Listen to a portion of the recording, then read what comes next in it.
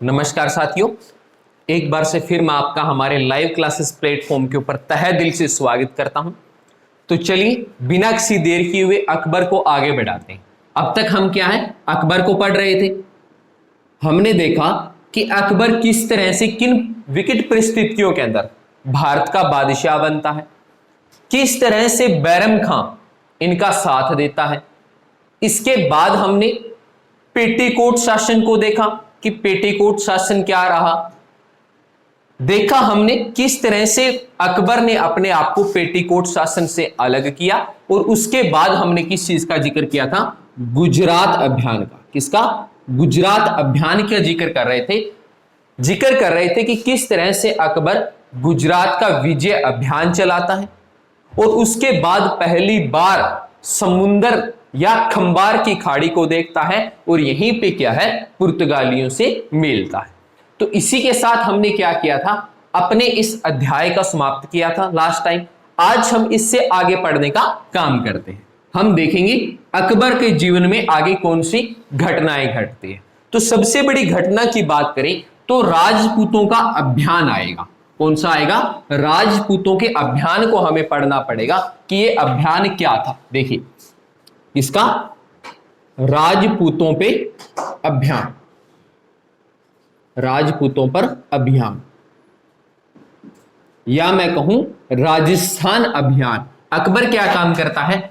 राजस्थान अभियान या राजपूतों पे अभियान चलाता है, क्योंकि जिस वक्त अकबर दिल्ली में राज कर रहा है उसी टाइम क्या है कि जो राजस्थान का क्षेत्र लगता है, वो राजस्थान का क्षेत्र किसके अधीन आता है? राजपूतों के अधीन आता है। और इसीलिए अकबर क्या काम करता है? राजपूताना अभियान शुरू करता है, जिसके तहत वो अलग अलग राजस्थान राज्य जैसे जोधपुर हो, बीकानेर, बाड़मेर, जैसलमेर, इन सारे क्षेत्रों के ऊपर अपना अधिकार करना चाहता है।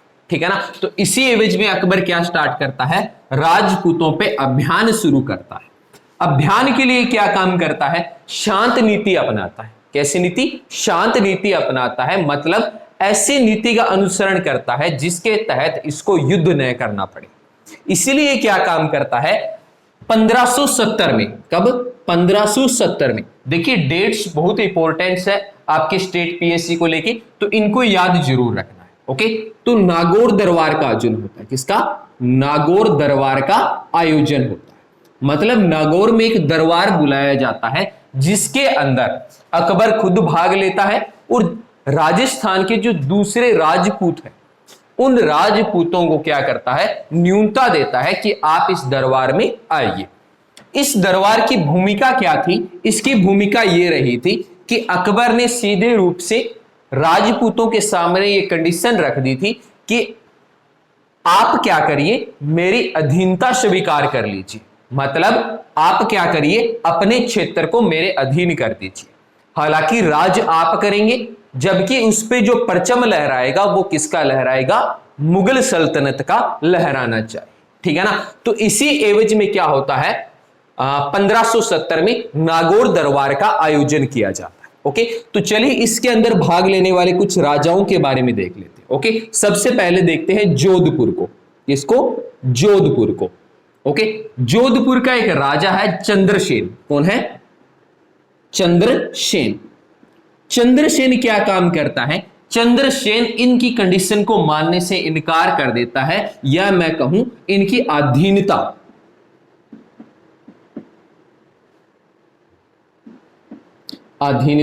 अस्वीकार कर लेता है। कहता है कि मैं आपके अधीन काम नहीं करने वाला। कौन कहता है? जोधपुर का चंद्रसेन। एक याद रखना है, इसका बड़ा भाई है। कौन है इसका? बड़ा भाई मोटा राजा। नाम क्या देखने को मिलता है उनका? मोटा राजा उदय सिंह। कौन है? मोटा राजा उदय सिंह। उदय सिंह क्या काम करता है? ये गुलामी या स्वाधीनता क्या कर लेता है? स्वीकार कर लेता है। मुख्य रूप से याद रखना है जोधपुर के कॉन्सेप्ट में कि जोधपुर में कौन है? चंद्रसेन है, जो इनकी अधीनता को अस्वीकार कर देगा, कहेगा मैं आपके अधीन काम नहीं करने वाला। जबकि इनका बड़ा भाई कौन है? मोटा राजा उदय सिंह ये क्या काम करते हैं, जोधपुर से हैं और ये क्या काम करेंगे, अकबर की अधीनता, किसकी, अकबर के कॉन्सेप्ट में पढ़ रहे हैं क्योंकि दरबार कौन लगवा रहा है, अकबर लगवा रहा है, तो अकबर की अधीनता क्या कर लेंगे, स्वीकार कर लेंगे। ओके, इसके अलावा बीकानेर के कल्याण राव, कौन, बीकानेर के कल्याण राव, ये भी क्या करेंगे, इनकी अधीनता स्वीकार कर लेंगे। और जैसलमेर के हर राय, कौन है, जैसलमेर के हर राय, ये दोनों भी क्या करेंगे, बिल्कुल मोटा राजा उदय सिंह की तरह क्या करेंगे, अकबर की अधीनता स्वीकार कर लेंगे और कहेंगे कि हम क्या है, आज से मुगलों के अनुसार या अकबर के अनुरूप कार्य करेंगे, जैसा आदेश अकबर की तरफ से आएगा हमारे राज्य में भी बिल्कुल उसी तरह का काम होगा। तो देखिए यहां 3-4 राजाओं के बारे में जिक्र कर रहे हैं और एक सबसे बड़ा जिक्र करना पड़ता है मेवाड़ का, किसका, मेवाड़ का। मेवाड़ देखिए अपने आप में बड़ा विस्तृत क्षेत्र है और यहां के राजा कौन है, महाराजा प्रताप सिंह।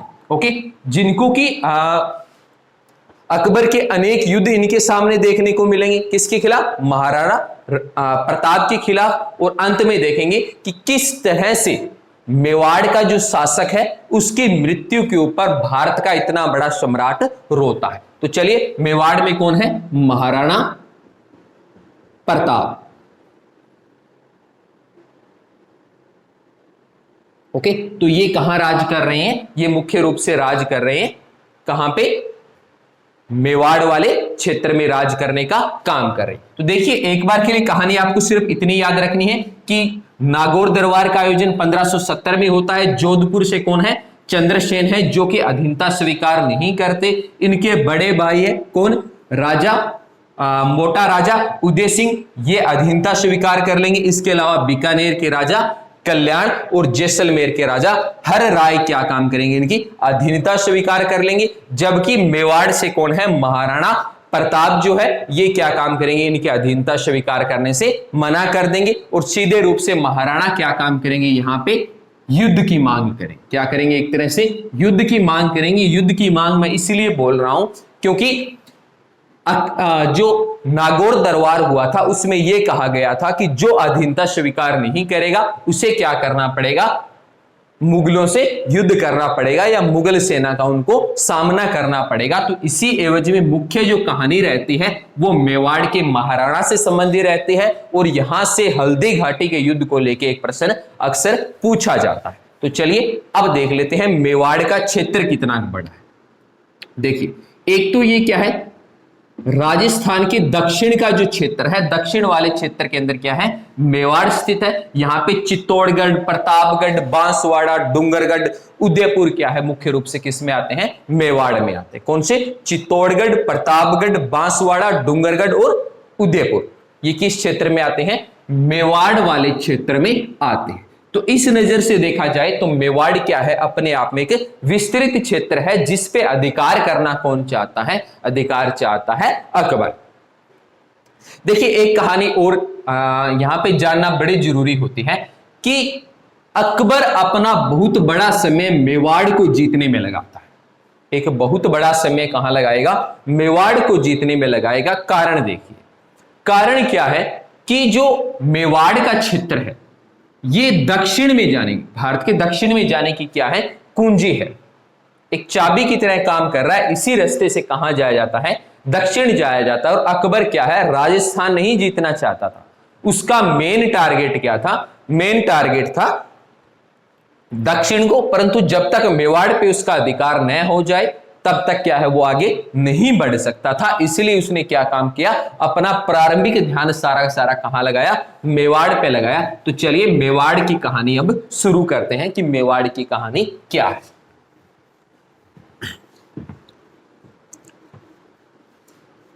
देखिए मेवाड़ की जब हम बात करते हैं तो एक शख्स का नाम थोड़ा सा और हमें ध्यान में रखना पड़ेगा। राजस्थान में जिनके नाम पे कार्ड बनते हैं, भामाशाह, भामाशाह का भी संबंध देखने को मिलेगा जब हम महाराणा प्रताप के बारे में जिक्र करेंगे। तो चलिए 1570, कब, 1570 में महाराणा महाराणा क्या है, मेवाड़ के राजा बनते हैं। कहां के बनते हैं, मेवाड़ के राजा बनते हैं, ठीक है ना। और मेवाड़ का क्षेत्र मैंने आपको बता दिया, काफी बड़ा ये क्षेत्र है। चित्तौड़गढ़, प्रतापगढ़, बांसवाड़ा, ये सारे किस में आते हैं, हमारे मेवाड़ क्षेत्र के अधीन आते हैं, ठीक है ना। एक दो लिख देता हूं, चलिए। बांसवाड़ा, चित्तौड़गढ़, ये किस में आ रहे हैं, देखिए चित्तौड़गढ़ मुख्य रूप से याद रखना है, बांसवाड़ा चाहे इतना मत याद रखना, पर चित्तौड़ को अक्सर पूछ लेते हैं कि चित्तौड़ किस क्षेत्र के अधीन आता था, तो ये किस में आएगा, मेवाड़ क्षेत्र के अधीन आएगा। तो 1570 में जिस वक्त नागौर दरबार होता है, उसी वक्त कौन है, महाराणा मेवाड़ के क्या बन रहे हैं, राजा बन रहे हैं। और सीधे रूप से इन्होंने क्या है, इनकी अधीनता अस्वीकार कर दी, या मैं कहूं अकबर की गुलामी इनको ना कबूल थी। तो इसी एवज में क्या काम करते हैं, अकबर जो है, अकबर महाराणा से युद्ध नहीं चाहता। किसे, महाराणा से युद्ध नहीं चाहता था। यह बात जरूर याद रखनी है कि अकबर महाराणा से युद्ध नहीं चाहता था। कारण क्या है, कारण यह है कि अकबर ने 4 शिष्टमंडल, 4 क्या है, शिष्टमंडल, मंडल किसके दरबार में भेजे थे, महाराणा प्रताप के दरबार में अकबर ने 4 शिष्टमंडल भेजे थे, या मैं कहूं 4 ऐसे शख्सियत को भेजा था जो महाराणा प्रताप को यह समझा सके कि आप क्या करिए, आप अकबर की गुलामी या अधीनता स्वीकार कर लीजिए और बदले में जो होने वाला विनाशकारक युद्ध है उस युद्ध को टाल दीजिए। तो आपको ये 4 शिष्टमंडल है, इनका थोड़ा सा समय याद जरूर रखना पड़ेगा, या ये किसके समय में ये आते हैं, या कौन इस शिष्टमंडल को लेके आता है, ये जरूर याद रखना है। तो बात करते हैं प्रथम शिष्टमंडल, किसकी, प्रथम शिष्टमंडल की बात करें तो 1572 में कब आता है प्रथम, 1572 में पहला शिष्टमंडल आता है जलाल खान। कौन है, जलाल खान के नेतृत्व में क्या आता है, पहला शिष्टमंडल आता है महाराणा प्रताप के दरबार में, और महाराणा को समझाता है कि आप ऐसे करिए, युद्ध को छोड़ दीजिए, युद्ध वाले रास्ते की तरफ मत जाइए, और आप क्या करिए, मुगल सल्तनत की अधीनता स्वीकार कर लीजिए। तो अकबर क्या काम कहता है, अकबर इसको महाराणा प्रताप इसको पूर्ण रूप से ठुकरा देते हैं। ठुकराने के बाद क्या होगा, दूसरा शख्स कहेगा कि चलिए अब जहांपना ऐसा करते हैं कि मैं जाता हूं दरबार में और मैं समझाने की कोशिश करता हूं, और इस बार भेजते हैं मान सिंह को। इसको मान सिंह को भेजते हैं, कौन, अकबर भेजते हैं, ठीक है ना। मान सिंह कब आएगा, 1573 में आएगा। कब आएगा, 1573 में आएगा। मान सिंह किसके दरबार में आएगा, तो ये आएगा महाराणा के दरबार में। और यहां पे क्या है, देखिए ये जो मान सिंह है ये भी एक तरफ राजपूताना है और दूसरी तरफ महाराणा भी क्या है, एक तरफ राजपूताना है। तो आरंभिक में इनमें कहानी ये होती है कि जहांपना ऐसे करता हूं, मैं भी एक राजपूत हूं, वो भी एक राजपूत है, हम जाके आपस में डिस्कशन करते हैं, हो सकता है मामला सलट जाए। परंतु दरबार में आने के बाद कहानी कुछ अलग हो जाती है। मामला इतना ज्यादा गरमा जाता है कि ये जो दूसरा जो शिष्टमंडल आता है 1573 में, यहां पे जो हल्दी घाटी है, हल्दी घाटी जो है, इस हल्दी घाटी के युद्ध की पृष्ठभूमि कहां तैयार होती है, इस दूसरे शिष्टमंडल में होती है। यहां मान सिंह सीधे रूप से ललकारते हैं महाराणा प्रताप को युद्ध के लिए, और इसी के साथ क्या होती है, हल्दी घाटी के युद्ध की जो पृष्ठभूमि है वो तैयार हो जाती है। ओके, चलिए अब बात कर लेते हैं तीसरे मंडल की। थर्ड मंडल कौन लेके आएगा, थर्ड मंडल लेके आएगा भगवंत दास। कौन, भगवंत दास क्या है, तीसरे शिष्टमंडल को लेके आएंगे अकबर महाराणा को समझाने के लिए। कौन भेज रहा है, अकबर लगातार ये शिष्टमंडल भेज रहा है, पर भगवंत दास के भी शिष्टमंडल को क्या है, ठुकरा दिया जाता है। और अंत में आता है चौथा राजा टोंडरमल के। कौन, फोर्थ लेके आता है टोंडरमल। टोंडरमल चौथे शिष्टमंडल को लेके आता है, चौथे शिष्टमंडल का नेतृत्व करता है, और इस चौथे शिष्टमंडल भी क्या रहता है, असफल रहता है। महाराणा अपनी बात पे अड़िग है कि मैं किसी भी हालात में मुगलों की अधीनता स्वीकार नहीं करने वाला, चाहे मेरे को कितना भी बड़ा युद्ध क्यों न लड़ना पड़ जाए। तो ये 4 शिष्टमंडल है, जरूर याद रखना है। पहला कौन लेके आएगा? जलाल खान लेके आएगा। कब? 1572 में। दूसरा कौन लेके आएगा? मानसिंह लेके आएगा 1573 में। और इसमें क्या होता है? हल्दी घाटी के युद्ध की पृष्ठभूमि तैयार होती है। और तीसरा कौन लेके आएगा? भगवंत दास लेके आएगा। और चौथा कौन लेके आएगा? तोंडरमल लेके आएगा। और चारों की चारों शिष्टमंडल क्या रहते हैं? असफल रहते हैं। और इसके बाद 1576 18 जून 1576 मैदान सज जाता है हल्दी घाटी का और शुरू होता है हल्दी घाटी का एक ऐतिहासिक युद्ध जो भारत के इतिहास में स्वर्ण अक्षरों से लिखा जाता है। तो चलिए देख लेते हैं ये हल्दी घाटी का मैदान है क्या, किस तरह से यहां पे युद्ध लड़ा जाता है और कौन सी विधि का प्रयोग महाराणा प्रताप द्वारा किया जाएगा। क्योंकि एक युद्ध नीति है गुरिल्ला युद्ध नीति, उस गुरिल्ला युद्ध नीति का जिक्र देखने को मिलता है किस युद्ध में?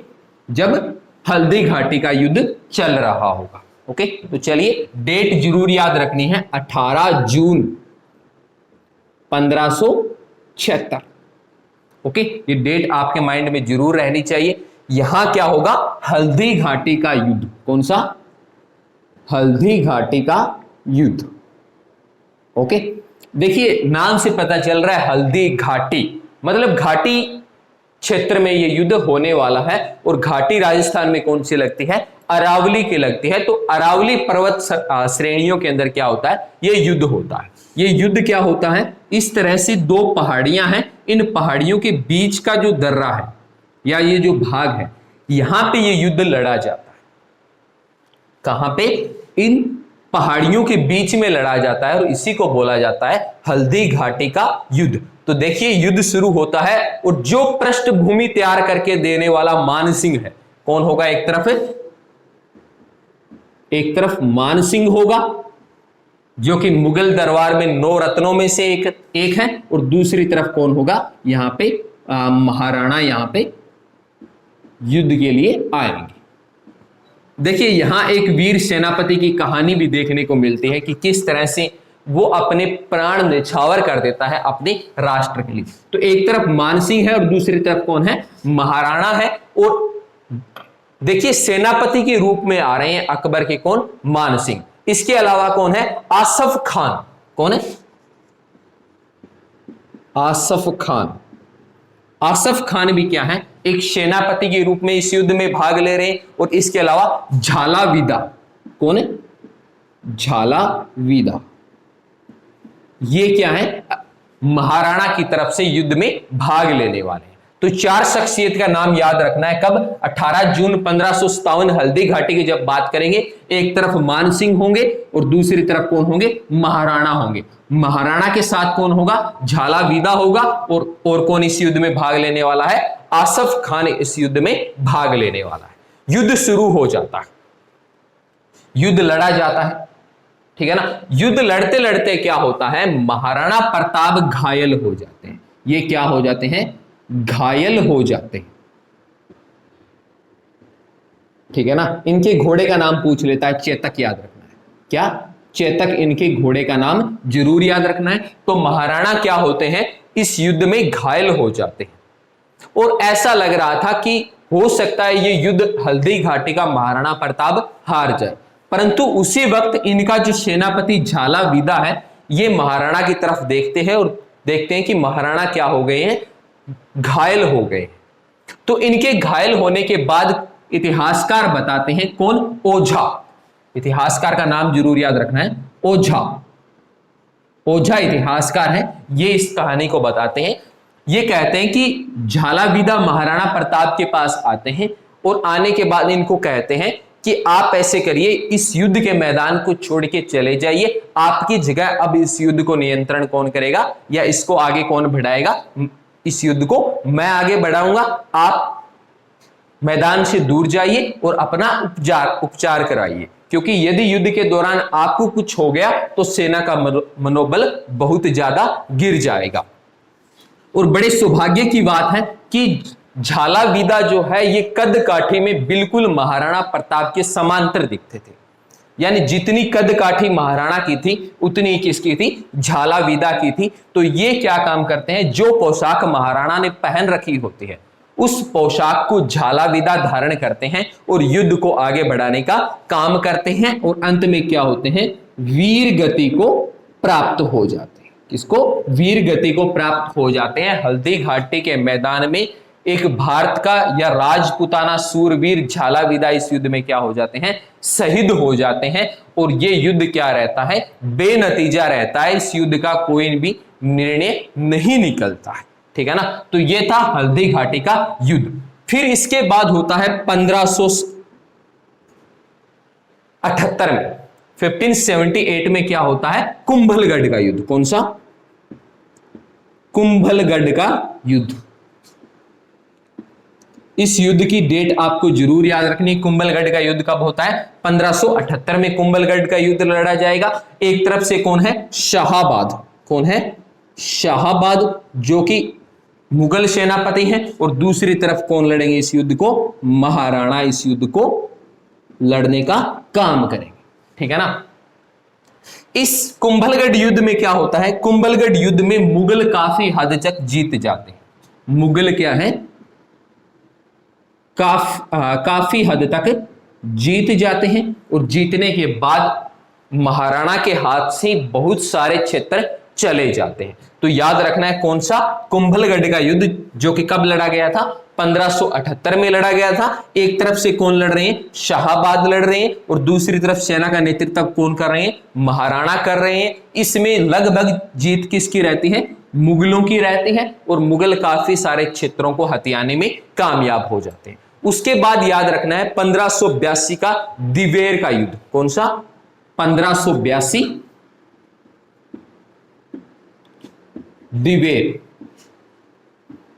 दिवेर का युद्ध। ओके, तो दिवेर के युद्ध की बात करें तो एक तरफ वापिस मुगल होने वाले हैं, एक तरफ कौन होने वाले हैं, मुगल होने वाले हैं, और इनके सामने कौन होंगे, महाराणा होंगे। और महाराणा के साथ साथ क्या है, उनका पुत्र अमर सिंह। कौन है, पुत्र अमर सिंह है।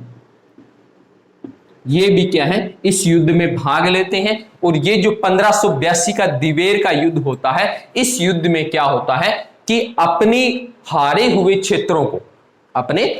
हुए क्षेत्रों को महाराणा पुनः प्राप्त कर लेते हैं। यानी कि थोड़ा वो जो क्षेत्र अब तक जीते थे मुगल, उस क्षेत्र को भी वापस किस युद्ध में, दिवेर के युद्ध में हार जाते हैं। और हारने के बाद वो क्षेत्र किसके अधीन आ जाता है, महाराणा के अधीन आ जाता है। ओके, और अंत में 1597, कब, डेट याद रखनी है, 1597 अनेक कंपटीशन एग्जाम ने पूछी है। तो 1597 में क्या होती है, महाराणा प्रताप की मृत्यु हो जाती है।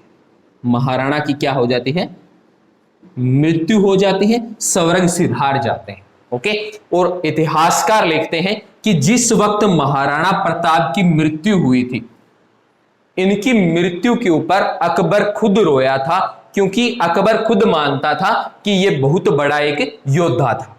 और इनका कहना था अकबर का कि आज के दिन एक बहुत बड़ा योद्धा इस दुनिया को छोड़ के जा रहा है। और एक इतिहास में एक और कहानी देखने को मिलती है अकबर के बारे में, कि अकबर सूफी संतों के पास बहुत जाया करता था, और एक सूफी संत ने यह घोषणा की थी कि जिस दिन आप महाराणा प्रताप के सामने आमना सामना आपका युद्ध के मैदान में होगा, वो दिन आपकी जिंदगी का आखिरी होगा। और यही कारण है कि महाराणा के कभी भी अकबर आमने सामने आके युद्ध नहीं लड़ता। आप चाहे किसी युद्ध की बात कर लो, चाहे हल्दी घाटी की बात कर लो, तो इसमें मानसिंह नेतृत्व कर रहे हैं। चाहे आप कुंभलगढ़ की बात कर लो तो यहां पे शाहाबाद इसका नेतृत्व कर रहे हैं। चाहे आप दिवेर के युद्ध की बात कर लो, किसी भी युद्ध के अंदर अकबर कभी भी महाराणा प्रताप के सामने नहीं आया।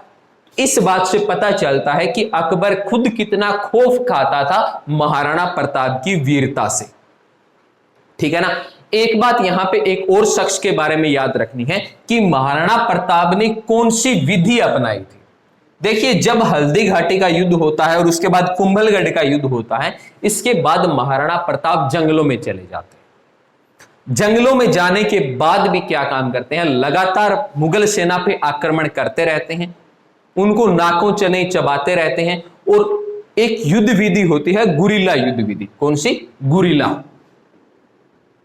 इस गुरिल्ला युद्ध विधि की हेल्प से क्या करते थे, ये लगातार मुगल सैनिकों पे आक्रमण करते थे और उनको बार बार धूल चटवाने का काम करते थे। यही कारण है कि जब तक 1597 तक महाराणा प्रताप की मृत्यु नहीं होती, तब तक मुगल सेना कभी भी चैन से नहीं जी पाई। ठीक है ना। इसके अलावा एक शख्स का नाम और याद रखना है, जिनके नाम पे आजकल कार्ड बनते हैं।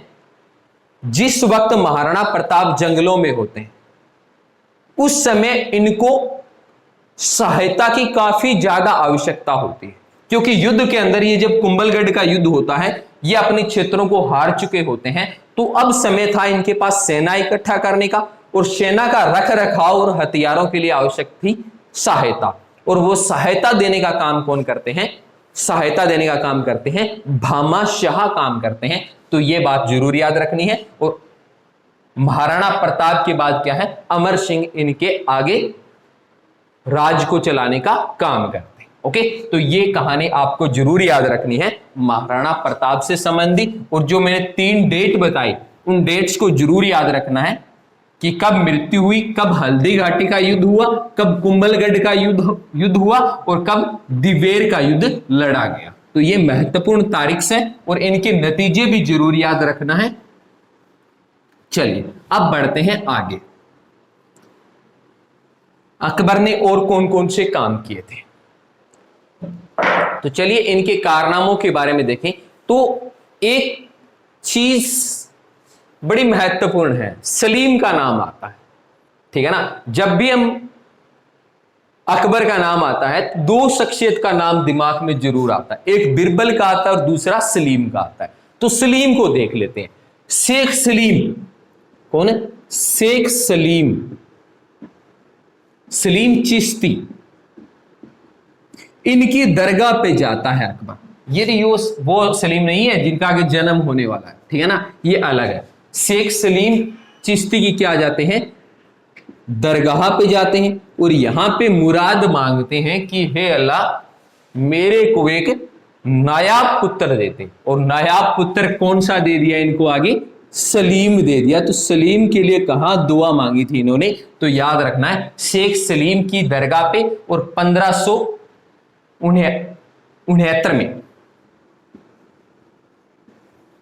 1569 में क्या होता है? सलीम का जन्म होता है। तो ये जरूर याद रखनी, सलीम का जन्म कब होता है? तो 1569 में होता है। किसकी दरगाह पे ये मुराद मांगते हैं? तो शेख सलीम चिश्ती की दरगाह पे मांगते हैं और इनकी मुराद मान ली जाती है। इसीलिए इनका नाम भी क्या रख देते हैं बाद में? ये सलीम रख देते हैं। ये बात जरूर याद रखनी। ओके, एक डेट याद रखनी है 1575 को लेके। 1575 की डेट जरूर याद रखनी है, जब ये क्या काम करेंगे? इबादत खाने का निर्माण कराएंगे। क्या कराएंगे? इबादत खाने का निर्माण। देखिए, इबादत खाना वो जगह होती है जहां बैठ के इबादत की जाती है। इबादत यानी कि प्रार्थना, ठीक है ना। तो ये क्या काम करते हैं? एक इबादत खाने का निर्माण करते हैं, क्योंकि अकबर एक धार्मिक प्रवृत्ति का इंसान देखने को मिलता है। हालांकि अपने प्रारंभिक फेज में ये कट्टरता का परिचय देते हैं, परंतु उसके बाद क्या है? धार्मिक सहनशीलता की नीति को अपनाते हैं और उसी के मद्देनजर क्या है? इबादत खाने का निर्माण करवाते हैं, जिसमें अलग अलग धर्म गुरु बैठते हैं और उन धर्म गुरुओं से उस धर्म की अच्छी अच्छी बातों को ये सुना करते थे और उनको अपने जीवन में धारने का काम करते थे। तो इबादत खाने का निर्माण कब होता है? 1575 में होता है। 3 साल तक, कब तक? 3 साल तक केवल इस्लाम के लिए था। केवल इस्लाम के लिए था। यानी कि 1575 में बना, 76, 77 और 78 तक ये सिर्फ किसके लिए खुला रहा? इस्लाम धर्म के लिए खुला रहा। और 1578 में 78 में क्या किया? सभी धर्मों के लिए, किसके लिए? सभी धर्मों के लिए खोल दिया गया।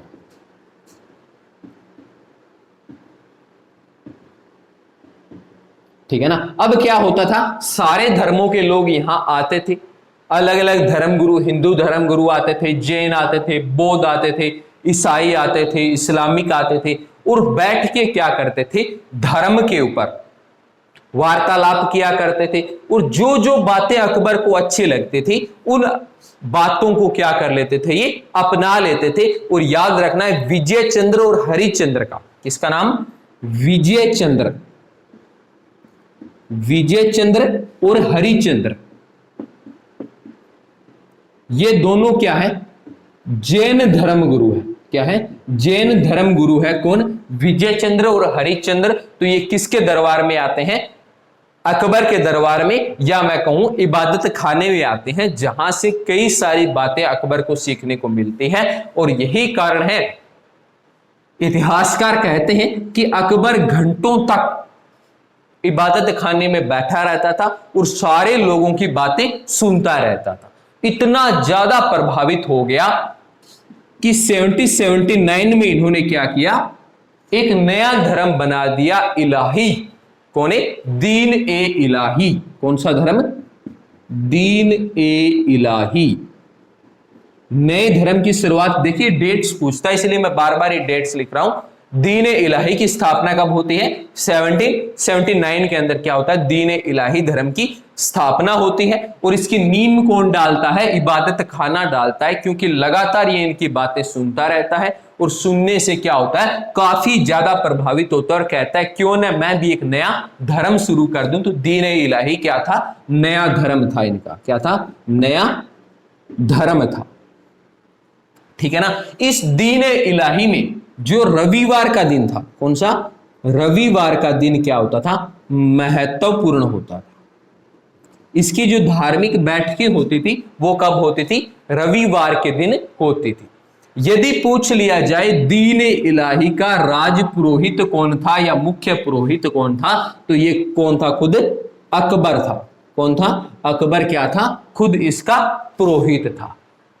यदि प्रश्न पूछ लिया जाए कि दीन ए इलाही को मानने वाला पहला हिंदू कौन सा था, तो याद रखना है बिरबल। कौन था, बिरबल या महेश, महेश दास कौन था, प्रथम हिंदू था जिसने क्या किया था, दीन ए इलाही धर्म को कबूल किया था या इसको माना था। ठीक है ना। और यहां कहानी नहीं रुकी, 1583 में, तब 83 में इन्होंने क्या काम कर दिया, इलाही संवत, किसकी, इलाही संवत, संवत की क्या कर दी इन्होंने, स्थापना कर दिया, प्रारंभ कर दिया, यानी कि इन्होंने अपने खुद का क्या कर दिया, कैलेंडर जारी कर दिया।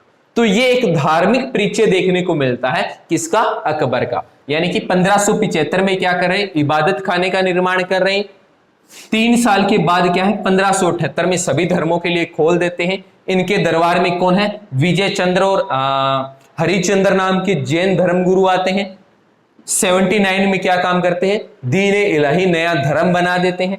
महत्वपूर्ण दिन कौन सा रख दिया, रविवार रख दिया। राज पुरोहित खुद कौन हो गया, अकबर हो गया। इसको मानने वाला पहला हिंदू कौन हो गया, बिरबल या महेश दास हो गया।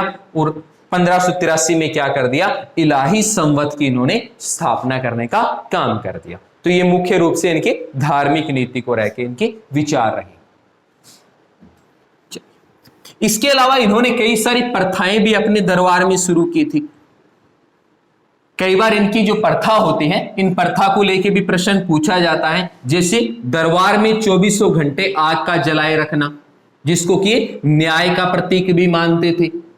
ठीक है ना। झरोका दर्शन देखने को मिलता है। सजदा और पोबास जैसी एक तरह से कहे जाए तो क्रूंती के रूप में जिसको जाना जाता है, वो भी इनके दरबार में देखने को मिलते हैं।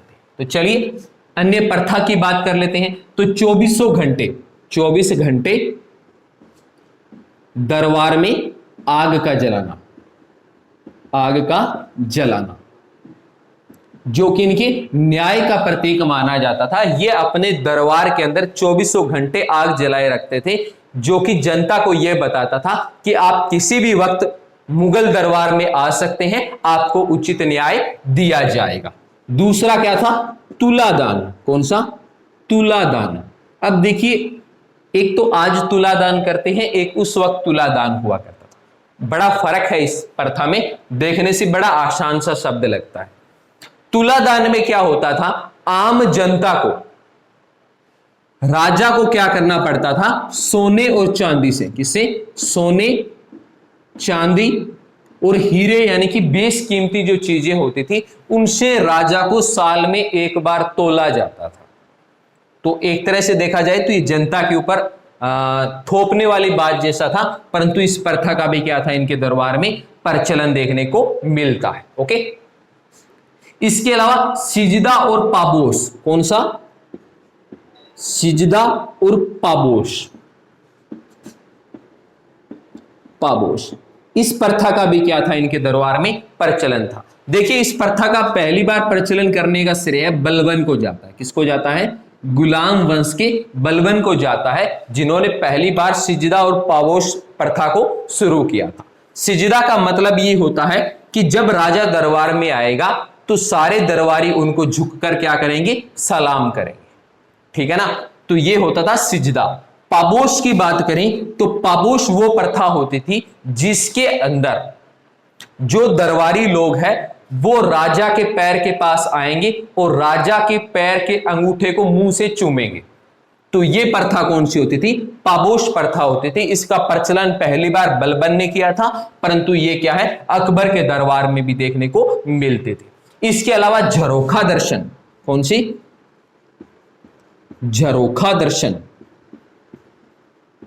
झरोखा दर्शन का भी क्या है, प्रचलन किया गया था, किसके द्वारा, अकबर के द्वारा। और पहली बार इसके प्रमाण की बात करें तो चंद्रगुप्त मौर्य, किसके, चंद्रगुप्त जो मौर्य था, इसके द्वारा इस प्रथा को आरंभ किया गया था। परंतु ये झरोखा दर्शन क्या, मुगल दरबार में किसने शुरू की थी, पहली बार अकबर को इसका श्रेय शुरू करने का श्रेय जाता था। जिसके अंदर क्या होता था, साल में एक दिन राजा जनता के सामने जाता था, आम गलियों में से गुजरता था। उस टाइम बड़ी सिक्योरिटी रखी जाती थी, जैसे आज प्रधानमंत्री की चारों तरफ रखी जाती है। एक पालकी के अंदर खुद राजा बैठा होता था, चारों तरफ सैनिक होते थे, ठीक है ना। उसको क्या बोला जाता था, झरोखा दर्शन बोला जाता था, यानी कि जिसमें आम जनता भी राजा के क्या कर सके, दर्शन कर सके। तो इस तरह की 4-5 विधियां जरूर याद रखनी है जो कि अकबर के दरबार में काफी ज्यादा प्रचलित थी,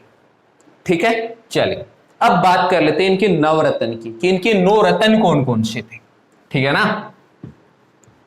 ओके, चलिए नवरत्न की बात करते हैं। तो सबसे पहली जो कहानी शुरू होती है वो होती है बिरबल से, क्योंकि आज तक जितने आपने किस्से सुने होंगे तो वो लगभग किससे संबंधित सुने होते हैं, बिरबल से संबंधित सुने होते हैं। तो चलिए बात करते हैं नवरत्न की, कि इनके दरबार में 9 रत्न कौन कौन से थे जिन पे अकबर को बड़ा मान था।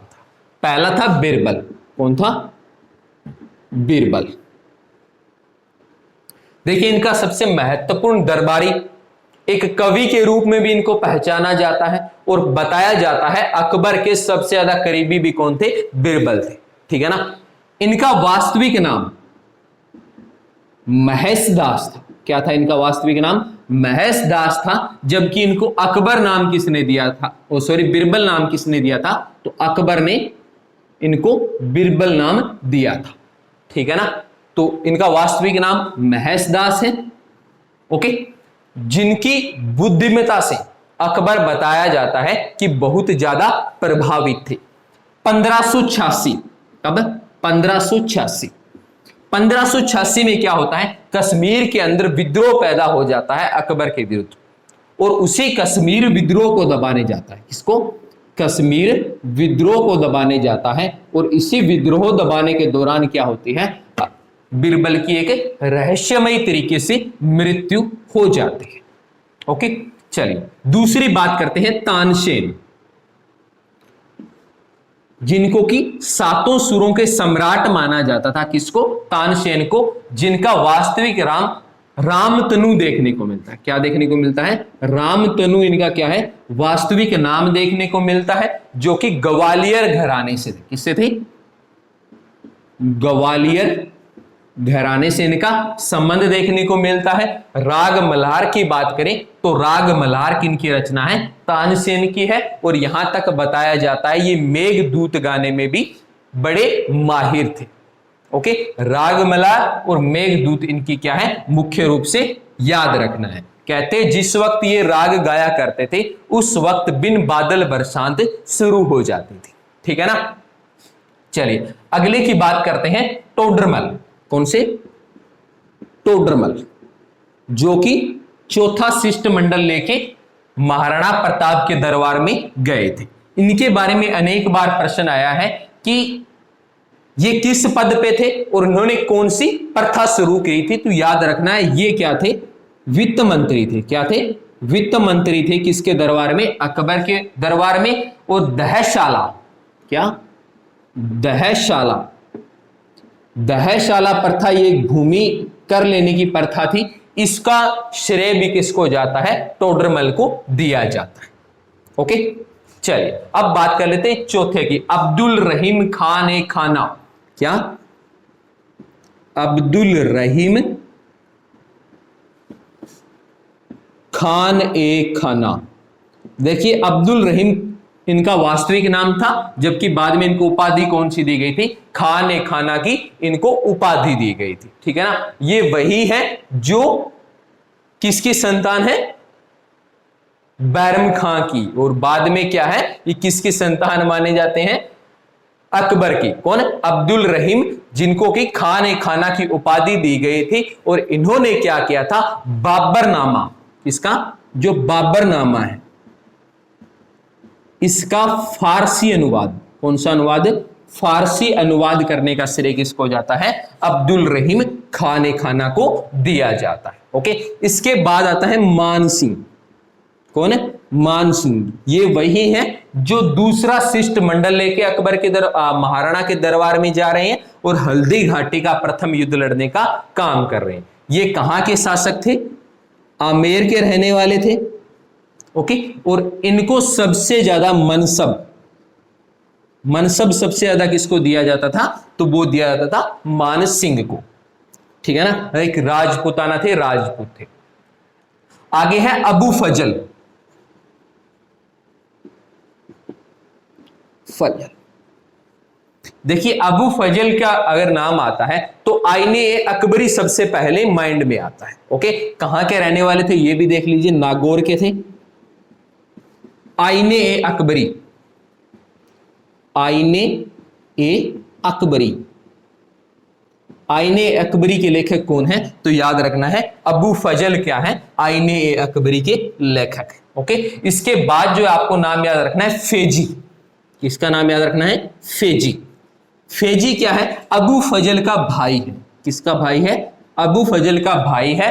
और जो अधूरी रह गई थी, देखिए इतिहासकार मानते हैं कि अबू फजल को सलीम द्वारा मरवा दिया गया था, इसलिए जो बाकी बची हुई आईने अकबरी थी इसको पूर्ण करने का श्रेय किसको जाता है? पूर्ण करने का श्रेय जाता है फेजी को जाता है। चलिए दो रहे उनको और देख लेते हैं। आठवें की बात करें तो हकीम हमाम। कौन? हकीम हमाम देखने को मिलते हैं। और नौवें की बात करें तो नौवें नंबर पे कौन देखने को मिलते हैं? मुल्ला दो प्याजा। कौन है? मुल्ला दो प्याजा। बताया जाता है ये जो मुल्ला दो प्याजा है ये प्याज खाने के बड़े शौकीन थे, इसलिए इनको प्याजा बोला जाता था। इनका जन्मजात नाम प्याजा नहीं था, मुल्ला दो प्याजा। प्याज की पसंदा मुख्य इनकी पसंद होने के कारण इनको ये बोला जाता। ठीक है ना। चलिए, तो ये इनके मुख्य 9 रत्न याद रखने हैं और इनके बारे में जो मैंने महत्वपूर्ण शब्दावली बताई उनको भी आपको जरूर याद रखना है। अंत में क्या होता है? 1605 में, कब? 1605 आगरा। आगरा में क्या है? इनको पेचिस हो जाता है। क्या हो जाता है? पेचिस। पेचिस की वजह से इनकी क्या हो जाती है? मृत्यु हो जाती है। ठीक है ना। और मृत्यु हो जाने के बाद क्या है? याद रखना है सिकंदरा। कौन सी? सिकंदरा जगह का याद रखना है जहां पे इनका क्या है? मकबरा आज स्थापित है।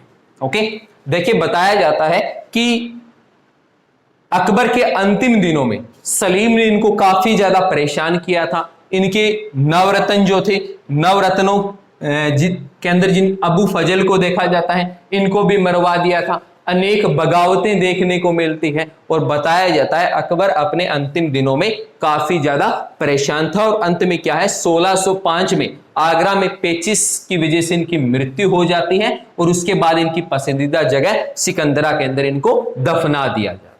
तो ये था मुख्य रूप से हमारा अकबर, ठीक है ना। अकबर ने जो मुख्य नीतियां अपनाई, जो नवरत्न थे, इनकी युद्ध प्रणाली हमने देखी, हमने इनके बुलंद दरवाजा, इबादत खाना, दीवाने आम, दीवाने खास, इन चीजों की स्थापना की। ओके, और इसके अलावा क्या है, इनकी धार्मिक सहनशीलता की नीति को भी देखा और खास करके हमने बैरम खां और जो पेटीकोट शासन है उसके ऊपर भी जिक्र किया। तो इसी के साथ हमारा अकबर समाप्त होता है। कल से हम जो स्टार्ट करेंगे वो सलीम को स्टार्ट करने वाले हैं। देखेंगे सलीम के जीवन में कौन कौन सी बड़ी घटनाएं घटती हैं और सलीम किस तरह की भारत में स्थापत्य कला लेके आता है, किस चीज में वो माहिर था। ओके, जैसे अकबर की बात करें तो ये वीणा बजाने में माहिर था, तो उसी तरह से देखेंगे सलीम को किस चीज में ख्याति हासिल होगी। तब तक स्वस्थ रहिए, पढ़ते रहिए, घर रहिए और लाइक कमेंट शेयर करते रहिए। अगले लेक्चर में आपसे फिर मिलते हैं, तब तक के लिए अलविदा। जय हिंद, जय भारत।